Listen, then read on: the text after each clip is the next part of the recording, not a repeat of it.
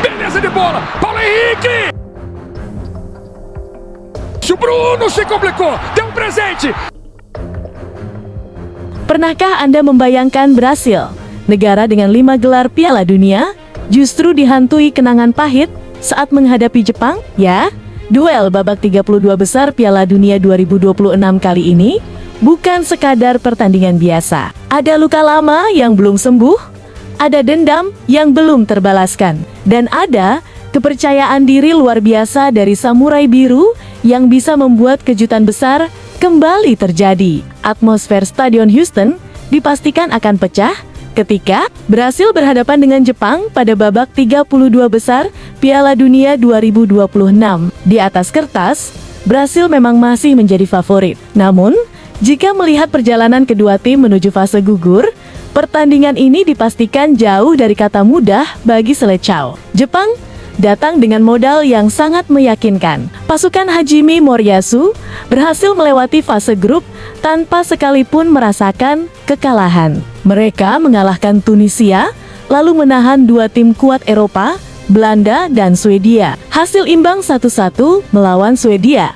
Pada laga terakhir, memang tidak spektakuler, tetapi 1 poin itu sudah cukup mengantarkan Samurai Biru melaju sebagai runner-up grup F. Dalam pertandingan tersebut, Jepang tampil disiplin. Daizen Maeda membuka keunggulan dan membuat ribuan pendukung Jepang bersorak gembira. Namun, kegembiraan itu tidak berlangsung lama setelah Anthony Elanga berhasil menyamakan kedudukan. Swedia kemudian terus menekan dan mencoba membalikkan keadaan. Saat itulah kecerdikan Hajime Moriyasu terlihat. Ia tidak memaksakan permainan menyerang, melainkan memasukkan pemain-pemain bertahan demi mengamankan hasil imbang yang sangat berharga. Banyak yang menilai keputusan itu terlalu defensif. Namun, bagi Moriyasu, tujuan utamanya sudah tercapai. Tiket menuju fase gugur berhasil diamankan tanpa harus mengambil risiko yang berlebihan. Usai pertandingan, Moriyasu langsung mengalihkan fokus menuju Brasil. Dalam konferensi pers,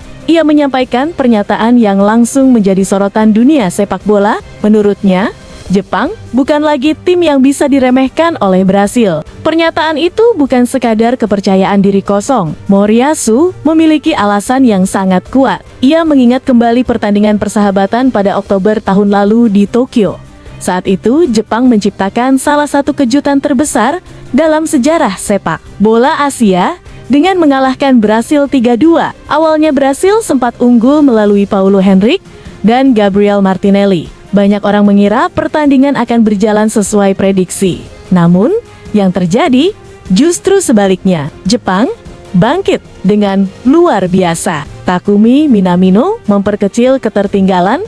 Keito Nakamura menyamakan kedudukan. Lalu Ayase Ueda menjadi pahlawan lewat gol kemenangan yang membuat stadion bergemuruh. Itulah kemenangan pertama Jepang atas Brasil sepanjang sejarah pertemuan kedua negara. Momen tersebut menjadi bukti nyata bahwa kesenjangan kualitas sudah semakin tipis. Jepang kini bukan hanya sekadar wakil Asia yang tampil disiplin. Mereka memiliki teknik tinggi, organisasi permainan luar biasa, serta mental yang semakin matang menghadapi tim-tim elit dunia. Moriyasu pun mengatakan bahwa kemenangan itu merupakan langkah besar bagi perkembangan sepak bola Jepang. Kami membuktikan kepada Brasil bahwa kami bukan tim yang mudah dikalahkan. Kalimat sederhana itu menyimpan pesan yang sangat kuat. Brasil tentu tetap dihormati sebagai salah satu kekuatan terbesar dunia. Namun, rasa hormat tidak berarti rasa takut. Semangat yang sama juga diungkapkan oleh kiper Zion Suzuki, penjaga gawang muda yang tampil impresif sepanjang fase grup, menilai Jepang memperoleh modal mental yang sangat besar. Menurutnya,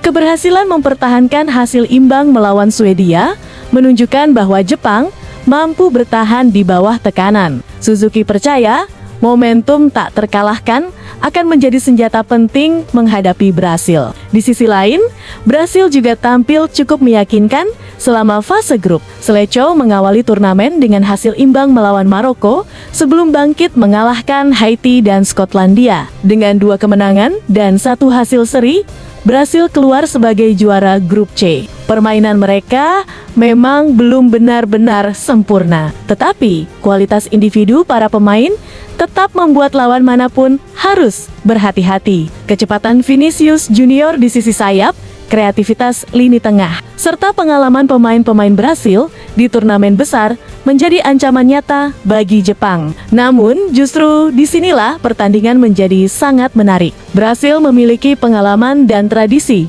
juara. Jepang memiliki organisasi permainan yang disiplin, serta kepercayaan diri tinggi. Secara statistik, Brasil memang jauh unggul. Dari 14 pertemuan sepanjang sejarah, Selecao memenangkan 11 pertandingan. Jepang baru sekali menang, dan 2 laga lainnya berakhir imbang. Tetapi sejarah juga mengajarkan bahwa rekor masa lalu tidak selalu menentukan hasil pertandingan berikutnya. Justru, kemenangan 3-2 pada tahun lalu membuat Brasil wajib waspada. Jika mereka lengah sedikit saja, Jepang bisa kembali memberikan kejutan. Secara taktik, Moriyasu kemungkinan akan mengandalkan pertahanan rapat disertai serangan balik cepat melalui Daizen Maeda, Kaoru Mitoma, serta pergerakan Ayase Ueda. Sementara Brasil diperkirakan lebih mendominasi penguasaan bola dan berusaha memanfaatkan kemampuan individu Vinicius Junior untuk membongkar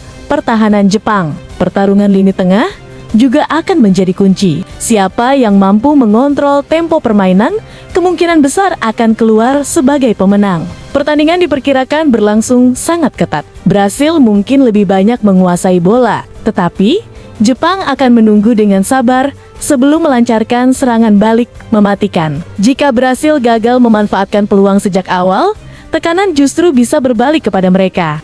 Sebaliknya, jika Jepang mampu mencetak gol lebih dulu, pertandingan bisa berubah menjadi mimpi buruk bagi Selecao. Melihat kualitas skuad dan pengalaman di turnamen besar, Brasil masih sedikit lebih diunggulkan. Laga ini bukan sekadar tentang Jepang melawan Brasil. Ini juga menjadi pertaruhan harga diri sepak bola Asia di panggung dunia. Setelah tampil luar biasa sepanjang fase grup dan bahkan pernah mengejutkan Brasil dengan kemenangan 3-2. Mampukah Samurai Biru kembali menciptakan sejarah?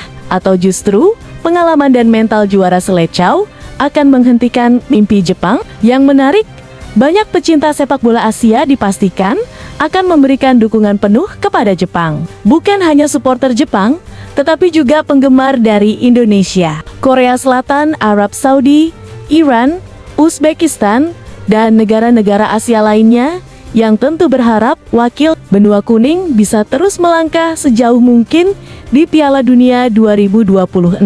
Karena ketika satu tim Asia menang, kebanggaan itu seolah menjadi milik seluruh Asia. Kalau menurut kalian, bagaimana? Apakah Jepang mampu membuat kejutan lagi dan menyingkirkan Brasil? Atau justru Selecao akan menunjukkan kelasnya sebagai calon juara dunia? Dan satu lagi, apakah kalian sebagai pencinta sepak bola Indonesia akan mendukung Jepang karena sama-sama wakil Asia, atau tetap menjagokan Brasil? Tulis prediksi, skor, dan alasan kalian di kolom komentar. Jangan lupa like, comment, subscribe, dan aktifkan lonceng notifikasi untuk update berita sepak bola terbaru setiap hari.